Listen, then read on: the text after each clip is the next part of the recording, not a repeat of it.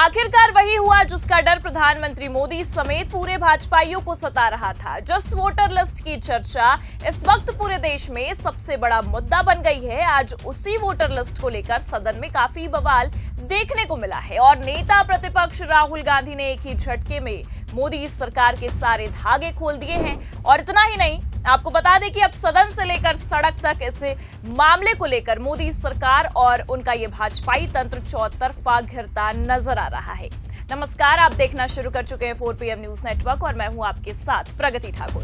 एक बार फिर voter list में गड़बड़ी के मामले ने बवाल काट रखा है। आपको बता दें कि हरियाणा और महाराष्ट्र में जिस तरह से चुनावी माहौल रहा और जो सवाल उठाए गए उसका जवाब चुनाव आयोग ने देना सही नहीं समझा, या कह सकते हैं कि बीजेपी आलाकमान ने जवाब देने नहीं दिया। लेकिन अब विपक्ष के भयंकर दबाव के बाद चुनाव आयोग भी घुटने टेकता नजर आ रहा है और मोदी सरकार की भी लुटिया डुबा रहा है। तो फिलहाल सदन में ऐसा क्या हुआ जिसे लेकर राहुल गांधी अचानक भड़क उठे और मोदी सरकार की लंका लगाकर रख दी है, आपको बताएंगे। और क्यों राजीव कुमार की गलती का हर्जाना अब ज्ञानेश कुमार को भुगतना पड़ रहा है और कैसे चुनाव आयोग ने अब घुटने टेक दिए हैं और सारा खेल एक्सपोज हो गया है, उस पर भी आएंगे। लेकिन उससे पहले आप ये वीडियो देखिए। आपने सही बात बोली कि वोटर लिस्ट क्या सरकार बनाती है। मैंने नहीं बोला नहीं, आपने बोला क्या, और आपने सही बोला कि सरकार वोटर लिस्ट नहीं बनाती है। मगर पूरे देश में वोटर लिस्ट पर सवाल उठ रहे हैं। हर स्टेट में, हर ऑपोजिशन के स्टेट में और महाराष्ट्र में black and white voter list पे सवाल उठे हैं। तो पूरा ऑपोजिशन मिलकर सिर्फ ये बोलने दीजिए, पूरा ऑपोजिशन सिर्फ मिलकर यह कह रहा है कि वोटर लिस्ट पे यहां पे एक डिस्कशन हो जाए। ओके। आप बनाते नहीं हो, इसको हम एक्सेप्ट कर रहे हैं, आप डिस्कशन तो कीजिए। तो सुना आपने राहुल गांधी को किस तरह से स्पीकर ओम बिरला काउंटर करने की कोशिश कर रहे हैं और बार बार इस मुद्दे को दबाने की भी। लेकिन राहुल गांधी ने एक बार फिर भरे सदन में मोदी सरकार और उनके ये चुनावी तंत्र यानी कि चुनाव आयोग दोनों के ही धागे खोल दिए। और राहुल गांधी का तो साफ साफ यही कहना है कि कृपया करके आप वोटर लिस्ट पर उठ रहे सवालों का जवाब तो दीजिए, और अगर जवाब नहीं भी देना है तो कम से कम इस मुद्दे पर बात तो कीजिए और सदन में इस पर चर्चा भी कीजिए। लेकिन हद तो तब हो गई जब मोदी सरकार इस मुद्दे पर बात करने को राजी तक नहीं होता है।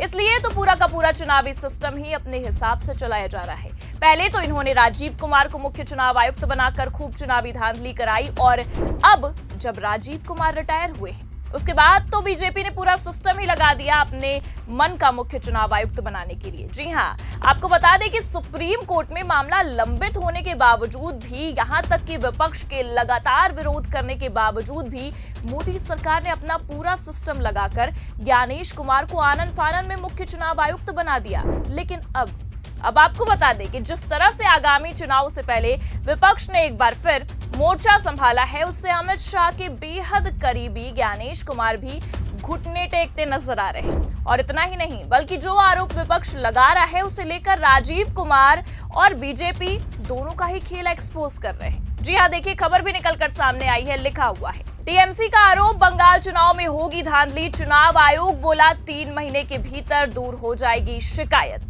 तो देखा आपने, आगामी चुनाव से पहले लगातार ममता बनर्जी और उनकी सरकार एक्टिव नजर आ रही है और ये भी कह रही है कि हर बार की तरह, यानी कि जिस तरह से हरियाणा, महाराष्ट्र, दिल्ली में धांधली की गई, हर चुनाव में धांधली हुई, मतलब साफ है कि इस बार भी यही धांधली कराने की प्रक्रिया तेज हो गई है और यही सवाल उठ रहे हैं। लेकिन फर्क सिर्फ इतना है कि तब तो चुनाव आयोग ने जवाब दिया नहीं था, लेकिन अब चुनाव आयोग को जवाब देना पड़ रहा है और इस बार चुनाव आयोग को जवाब देना जरूरी नहीं बल्कि उनकी मजबूरी बन गया है। जी हाँ, क्योंकि जैसे खिलाड़ी राजीव कुमार थे वैसे खिलाड़ी ज्ञानेश कुमार नहीं निकल पाए और पूरा खेल ही बिगाड़ दिया।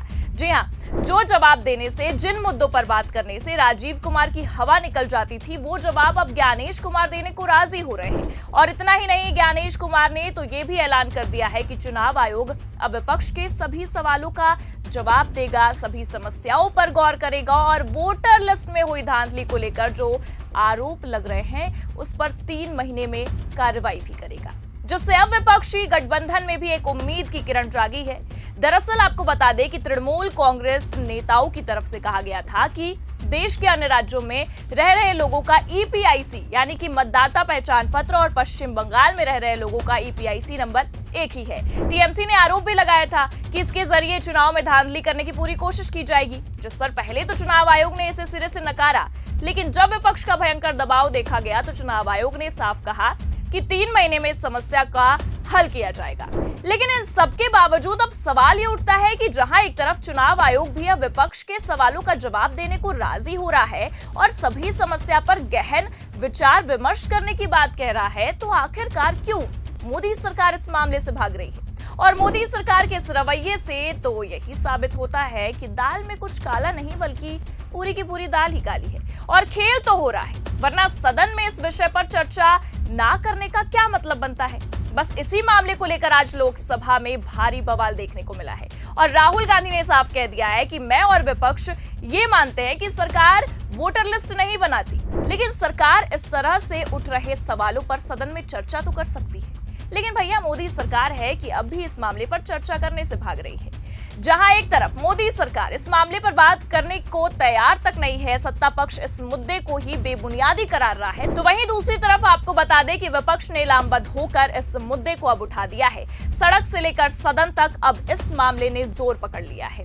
एक तरफ राहुल गांधी ने जैसे इस मामले पर स्पीकर ओम बिरला से चर्चा करने को कहा, स्पीकर ने रोकने की कोशिश की, लेकिन राहुल गांधी ने अपनी बातों को बड़ी ही आसानी से सदन में उठाया और सत्ता पक्ष से जवाब भी मांगा। लेकिन सत्ता पक्ष हर बार की तरह मूक दर्शक बना बैठा रहा और इतना ही नहीं, केवल राहुल गांधी ही नहीं बल्कि टीएमसी ने भी इस मामले को सदन में बखूबी उठाया।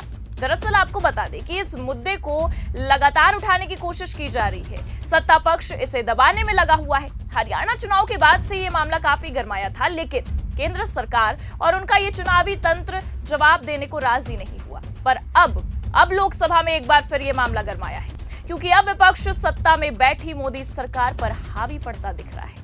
आपको बता दें कि विपक्ष के सवालों पर ओम बिरला भी काफी भड़कते नजर आए और उनकी बातों से यह भी लग रहा था कि सरकार का बचाव कर रहे हैं। देखिए, खबर में लिखा भी हुआ है, लोकसभा में टीएमसी सांसद सौगत रॉय ने सवाल उठाते हुए कहा कि देश में वोटर लिस्ट की समीक्षा होनी चाहिए।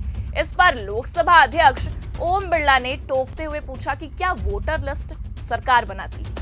तो इसी पर नेता विपक्ष राहुल गांधी ने कहा है कि सदन में वोटर लिस्ट पर चर्चा की जानी चाहिए। उन्होंने कहा कि पूरे देश में वोटर लिस्ट पर सवाल उठ रहे हैं, पूरा विपक्ष मिलकर ये कह रहा है कि वोटर लिस्ट पर चर्चा कीजिए। तो फिलहाल अब विपक्ष ने मोर्चा संभाल लिया है और अब मामला और भी पेचीदा होता दिखाई दे रहा है। लेकिन आपको क्या लगता है कि जिस तरह से चुनाव आयोग ने घुटने टेके हैं, क्या मोदी सरकार भी विपक्ष के आगे घुटनों पर आएगी और सारा दूध का दूध पानी का पानी होगा? अपनी राय कमेंट करके जरूर बताइए। खबर कैसी लगी लाइक और शेयर जरूर करें। चैनल पर नए हैं तो सब्सक्राइब और ज्वाइन करना भी ना भूलिए। देखते रहिए 4PM न्यूज नेटवर्क। नमस्कार।